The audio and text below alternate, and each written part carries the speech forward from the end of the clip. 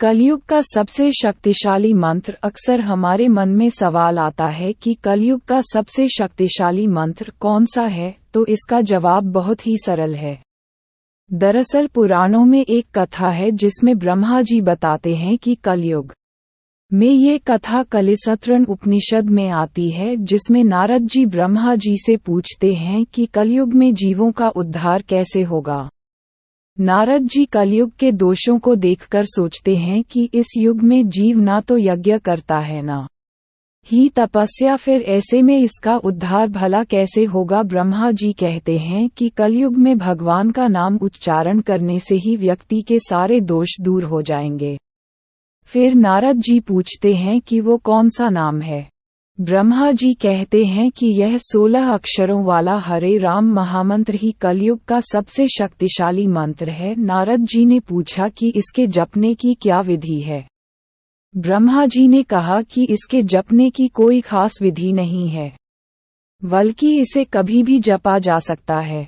नहाते धोते, चलते फिरते या फिर उठते बैठते कभी भी यह कलयुग का सबसे शक्तिशाली मंत्र जपा जा सकता है। इस मंत्र को जपने की कोई विधि नहीं है, और जैसे ही कोई व्यक्ति इस मंत्र को 3,50,00,000 बार जप लेता है तो उसके ब्रह्महत्या जैसे पापों का भी नाश हो जाता है। यहाँ तक कि कर्तव्यों का त्याग करने वाला व्यक्ति भी इस मंत्र के जाप से पाप रहित हो जाता है। चोरी करने वाला, झूठ बोलने वाला, मदिरा पीने वाला भी इस मंत्र के जाप से परम पवित्र हो जाता है। यहाँ तक कि वाल्मीकि जी, जिन्होंने ऋषियों के बालों से बैलगाड़ी भर दी थी, वाल्मीकि जी का नाम उस समय रत्नाकर था और उन्होंने इतने ब्रह्मऋषियों को मारा था कि उनसे राम नाम बोला नहीं जा रहा था। तब उल्टा नाम मरा मरा जप करके ही ब्रह्म के समान हो गए। इस मंत्र का उल्लेख अग्नि पुराण में भी मिलता है, और इसके साथ ही इस महामंत्र का उल्लेख अन्य जगहों पर भी किया गया है। इसी के साथ नारद जी खुद भी 16 अक्षरों वाले इस महामंत्र का जाप ही करते हैं। इसी के साथ बहुत से भक्त ऐसे हुए हैं जिन्होंने इस महामंत्र का जाप करके सिद्धि प्राप्त की है, जैसे कि ठाकुर हरिदास, जिनकी भक्ति में विघ्न डालने के लिए कितने ही प्रयास किए गए, लेकिन वे अपनी भक्ति पर टिके रहे। ठाकुर हरिदास का जन्म मुसलमान कुल में हुआ था, लेकिन बाद में वे चैतन्य महाप्रभु से जुड़ गए और हरे कृष्ण महामंत्र का जाप करने लगे। महाप्रभु ने महामंत्र को थोड़ा सा बदल दिया और हरे राम राम की जगह हरे कृष्ण महामंत्र कर दिया। महाप्रभु के अनुयायी हरे कृष्ण महामंत्र का ही जप करते हैं। कलयुग का सबसे शक्तिशाली मंत्र कैसे जपना चाहिए। महाप्रभु का कहना है कि हरे कृष्ण महामंत्र को उच्च ध्वनि से जपना चाहिए, जिससे जपने वाले का और सुनने वाले का दोनों का ही उद्धार हो सके। ठाकुर हरिदास जी का कहना है कि उच्च ध्वनि से जाप ज्यादा असरदार होता है, क्योंकि ऐसा करने से जप करने वाले और सुनने वाले दोनों का ही लाभ होता है।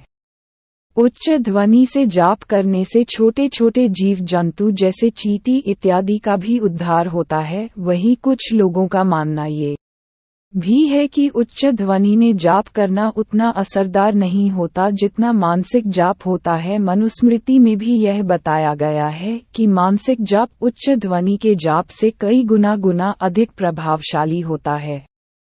गौड़ीय मठ वाले चैतन्य महाप्रभु के समर्थक हैं और ये उच्च ध्वनि से महामंत्र का जाप करते हैं। वहीं कुछ दूसरी संप्रदाय वाले मानसिक जाप करते हैं।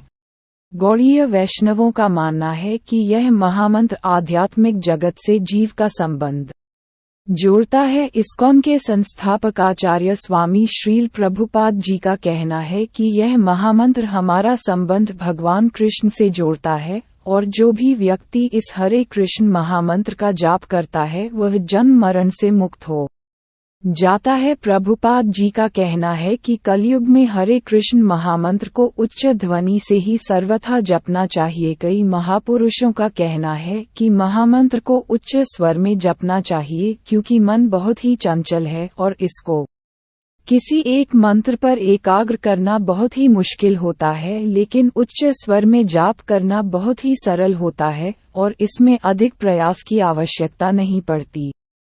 गोस्वामी तुलसीदास जी भी कहते हैं कि योगी भगवान के नाम का अपनी जीभ के द्वारा जाप करके जाग जाते हैं और ब्रह्म सुख का अनुभव करते हैं। अगर आपको यह वीडियो अच्छी लगी हो तो इसे शेयर जरूर करें और इसी तरह के अन्य वीडियो के लिए हमारे YouTube चैनल को सब्सक्राइब करें। धन्यवाद।